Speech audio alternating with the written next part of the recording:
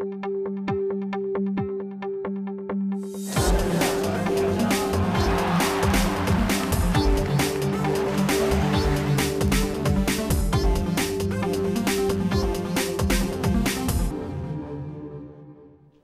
último dia 5 de outubro, cerca de 115 milhões de eleitores brasileiros foram às urnas escolher os representantes para os cargos de presidente, governador, senador, deputado federal e estadual. Esta edição do Revista começa com os registros feitos pelas equipes de reportagem da PUC-TV que participaram da cobertura desse momento marcante para a democracia brasileira. Confira! Pouco antes das 8 da manhã, a movimentação já era grande aqui no campus Coração Eucarístico da PUC Minas, que é uma das sessões eleitorais. Um dos primeiros a chegar foi o seu Nilson. Seu Nilson, por que chegou tão cedo? Na verdade, sou o primeiro a chegar, porque eu estou vindo de viagem do Rio de Janeiro, né? Devo passar aqui em Belo Horizonte hoje, então antes de chegar ao meu destino, eu preferi vir para cá, senão teria que voltar. Isso mesmo. E como que foi a escolha dos candidatos durante esse período eleitoral? Para mim a escolha foi tranquila, né? Porque eu tenho acompanhado noticiários, tenho acompanhado também revistas, jornais, né? Então para mim está tranquilo. O candidato ao Senado, Antônio Anastasia, votou pela manhã no Colégio Arnaldo, região centro-sul de Belo Horizonte. O PSDBista permaneceu no local durante 20 minutos, acenou para os eleitores e falou rapidamente com a imprensa. Eu queria, em primeiro lugar, agradecer muito o carinho que recebi dos mineiros durante minha campanha ao Senado, agradecer o apoio permanente, a presença do nosso próximo presidente, Aécio Neves, e do nosso próximo governador, Pimenta da Veiga, que me acompanham na votação, e dizer que estou muito tranquilo, muito sereno e extremamente otimista. Fizemos uma bela campanha e estamos muito confiantes no resultado, não apenas para a nossa eleição aqui em Minas, como a vitória de Anastasia e a presença de Aécio Neves no segundo turno.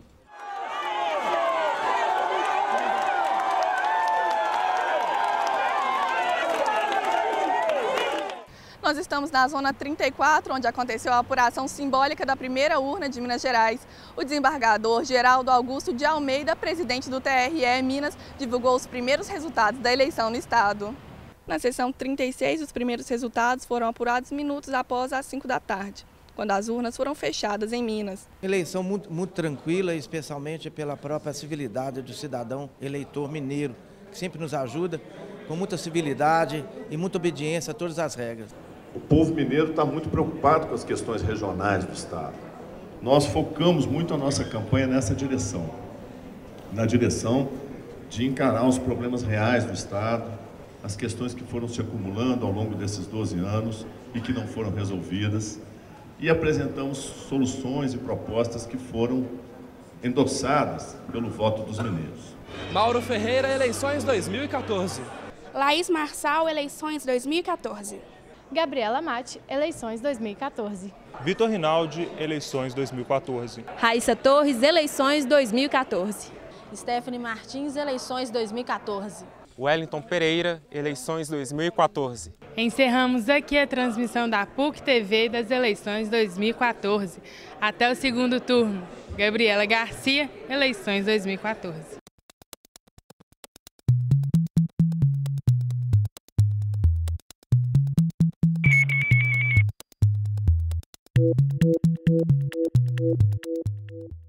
No início da disputa, eram 11 candidatos que concorriam ao cargo de presidente da República, mas apenas 2 seguem para o segundo turno nas eleições de 2014.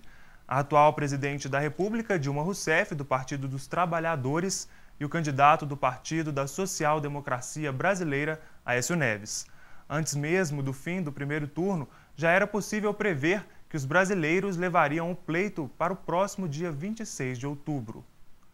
Para discutir o atual cenário eleitoral deste segundo turno, recebemos no estúdio o professor Malco Camargos, doutor em Ciência Política, e o professor José Luiz Quadros de Magalhães, doutor em Direito Constitucional. Professores, sejam muito bem-vindos ao Revista. Muito obrigado. A primeira pergunta, então, para o professor Malco, queria que você me falasse um pouco desse cenário, né? A candidata do PSB, Marina Silva, decolou, né, junto com o Eduardo Campos, após a morte do Eduardo Campos, acidente de avião. Queria que você comentasse um pouco sobre esse cenário. O que os eleitores por que, né, que eles não escolheram ela no segundo turno?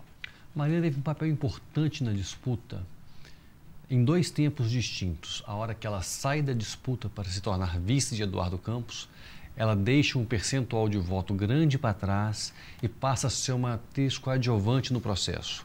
Eduardo, com um discurso muito ressonante de oposição, muito igual ao que dizia Aécio Neves, não conseguia decolar na pesquisa. Infelizmente, decolou no avião e sofreu o acidente. Marina volta para a disputa e retoma o percentual de votos que tinha, com um discurso diferente do dele, falando de uma nova política para além dos interesses partidários e também de um discurso de terceira via, ou seja, diferente de PT e diferente do PSDB. Esse discurso deu certo até certo momento, mas, porém, quando ela foi confrontada a partir de ataques deferidos tanto para o PT quanto para o PSDB, ela acabou perdendo força e ficando de fora do segundo turno. O senhor acha que o candidato Aécio Neves tem um marketing melhor do que o da Marina Silva? Não é questão de marketing. O terceiro colocado foi o papel que Aécio Neves ocupou durante toda a disputa, ele só ultrapassou ela nos últimos 3 dias, não sofre ataques nenhum. E ao não sofrer ataques, ele ficou preservado durante a disputa. Marina sofreu ataques tanto do primeiro, porque ameaçava a posição de Dilma, e também do terceiro colocado, que queria o seu lugar. Deu certo, acabou indo para o segundo turno, Aécio Neves. Muito obrigado. Agora uma pergunta ao José Luiz Quadros. Professor, queria, mais uma vez, segundo turno, a polarização de partidos, PSDB e PT. Queria saber a sua opinião sobre isso, se os eleitores sabem a diferença dos ideais de cada um desses partidos. Eu acho que tem vários perfis de eleitores.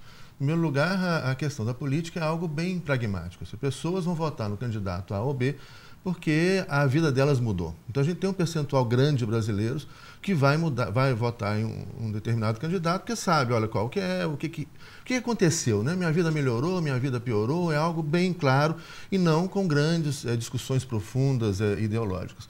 Há um outro eleitorado que sofre muito o impacto dos meios de comunicação. A gente tem no Brasil hoje, infelizmente, os meios de comunicação bastante concentrados, bastante parciais, que mentem sistematicamente, encobrem, e principalmente levam o debate eleitoral para um discurso de polícia. Corrupção é caso de polícia, não é caso de debate político. Em vez de debater projetos políticos, ideias, ideologias, programas, partidos, etc., se debate ao fulano acusações infundadas, acusações sem provas, que inclusive perante o direito brasileiro constituem crime. Eu acho isso uma pena que aconteça isso, que a gente tenha o tempo de televisão, de debate desperdiçado nessas acusações inócuas. E isso é uma questão que deve ser deixada para a polícia. A gente deveria debater grandes temas, como, por exemplo, foi levantado aí num debate, mas que não teve mais de 4 minutos de discussão sobre a autonomia do Banco Central, a independência do Banco Central e outras questões, Trabalhar sobre dados concretos, o que efetivamente aconteceu nos governos anteriores, a repercussão disso na educação, na saúde, na economia e etc. Você falou do crime? Qual tipo de crime, por exemplo? Não, crime de calúnia. Se eu chego e acuso alguém sem ter provas, isso é crime, está previsto no Código Penal. E o que a gente mais vê hoje nos debates, nas ruas, nos bares, na faculdade, nas redes sociais, fulano é corrupto, fulano fez isso, fulano sem aquilo, etc. E mesmo na televisão, onde fica um acusando, você fez isso, você não fez aquilo, em vez de discutirmos ideias e projetos. Isso é que é importante. E eu acho que o brasileiro tem que pautar e escolher em quem votar a partir de dados concretos. Quem fez o quê, o que mudou no país ou não mudou, o que precisa mudar, qual que é o projeto de um, o projeto de outro. Eu acho que o voto, a gente ganharia muito no debate eleitoral brasileiro se a gente tivesse esse tipo de discussão, e não essas acusações, essa personificação do debate, que eu acho muito triste, que infelizmente não acontece só aqui no Brasil, mas eu acho que é uma distorção grave que acontece e que empobrece muito a política e a escolha consciente do eleitor. Dentro do que o Zé Luiz está falando, tanto no horário eleitoral gratuito, na mensagem de cada candidato, quanto na mídia e muito repercutido nas redes sociais, em cada eleitor falando, está um debate muito apaixonado e pouco racional. Um debate muito de Atlético e Cruzeiro, como se fosse futebol. Isso mesmo. Só que no futebol nós somos espectadores e na política nós somos atores, nós participamos deste processo, nós definimos o rumo dele. E a hora que a gente define o rumo com paixão e não com racionalidade, sem poder avaliar o passado e sem poder projetar o futuro, o debate, como bem disse Zé Luiz, pouco ajuda na hora da escolha do candidato. Você comentou aí das redes sociais. Qual o papel das redes sociais nessas eleições? Nessas eleições, elas têm tido um papel bastante relevante. É a primeira vez que as campanhas emergem por parte do eleitorado nas redes sociais. Agora, infelizmente, ele é relevante e ele é empobrecedor. Não está ajudando o eleitor a construir cenários diferentes caso um candidato ou outro ganhe eleição. Está servindo apenas para desconstruir candidaturas, que além do crime de calúnia, como diz a Luiz Queiroz, há também o crime de difamação, talvez ainda mais aplicado ainda na rede social do que a calúnia. Então são dois momentos que é muito difíceis de se avaliar e é assim que tem sido a eleição de 2014, pautada por calúnia e por difamação quase o tempo todo. Você pode dar um exemplo, professor José Luiz, de crime de difamação? Nossa, mas isso é o que mais tem, né? Nas redes sociais, então, as pessoas estão extremamente emocionais. E eu acho que você disse muito bem, né? Eleição não é jogo de futebol. E as pessoas se comportam, escolhem um lado e não quer saber de argumentos, não ouve o argumento do outro, não tem debate nenhum e vai acusando. Ah, fulano roubou. Mas, assim, são acusações em aberto, né? Às vezes não sabe nem por quê. Ah, fulana roubou, fez isso, fez aquilo. Né? O que é calúnia? É você imputar um crime a uma outra pessoa, sem ter provas. Se você diz que alguém cometeu um crime, roubou, desviou recurso público, né, você tem que provar. Se você não tiver provas, você vai preso. Isso é crime. Né? Ou difamação, que é falar para as pessoas, falar para todo mundo que fulano é isso, aquilo, que tem determinada conduta moral, determinada conduta ética incompatível, e etc. E isso é o que a gente mais vê, infelizmente, em vez de debatermos ideias políticas. Né? Outro cenário que a gente teve também nessas eleições foram alguns eleitores tirando fotos, né, as chamadas selfies nas urnas eletrônicas. Isso também é crime, né, professor José Luiz? Mas eu acho que eles já exageraram, né? Mas, não pode fazer. Mas exagerar, teve uma moça que foi conduzida, presa e etc. Eu acho que tem como conduzir essa questão de uma maneira diferente. Ali ela fez de forma inocente, mandar lá para as amigas, etc. A gente tem que ter, né? Tem que ver o contexto. Bom senso.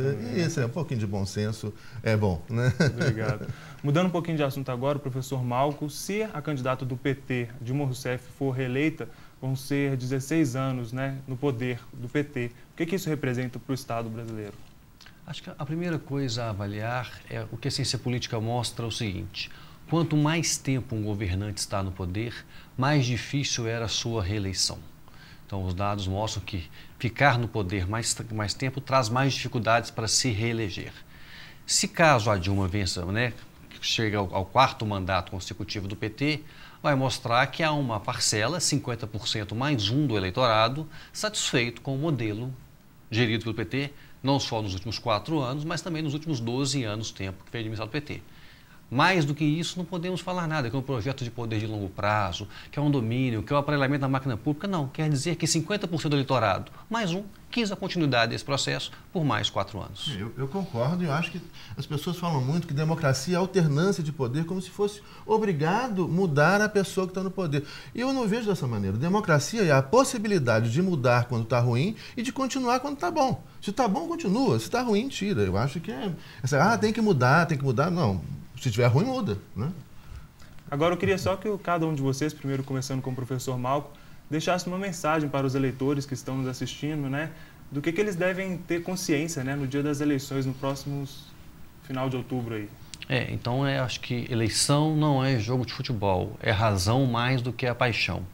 É poder comparar projetos, poder projetar futuros de país e tomar uma decisão que terá impacto sobre você, sobre sua família e sobre o seu futuro. Vote consciente.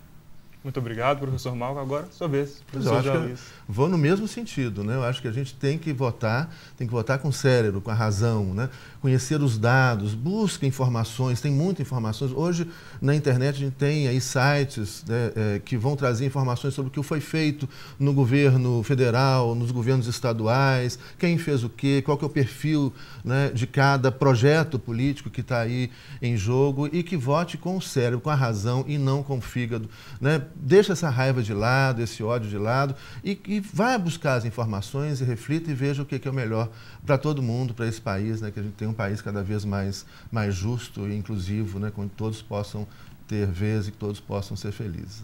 Então, né, os dois passando o mesmo recado, bom senso e consciência no próximo dia 26 de outubro. Gostaria de agradecer a presença dos dois aqui, professor Malco e professor José Luiz Quadros. Muito obrigado. Eu que agradeço. Até mais. No próximo bloco, você confere uma reportagem especial sobre emagrecimento. Você sabia que quase metade da população brasileira está acima do peso? saiba os perigos de emagrecer sem orientação médica. Tem também o quadro de cultura. Ana Júlia Goulart nos leva para conhecer uma exposição especial para as crianças. É daqui a pouco, depois do intervalo. Não saia daí.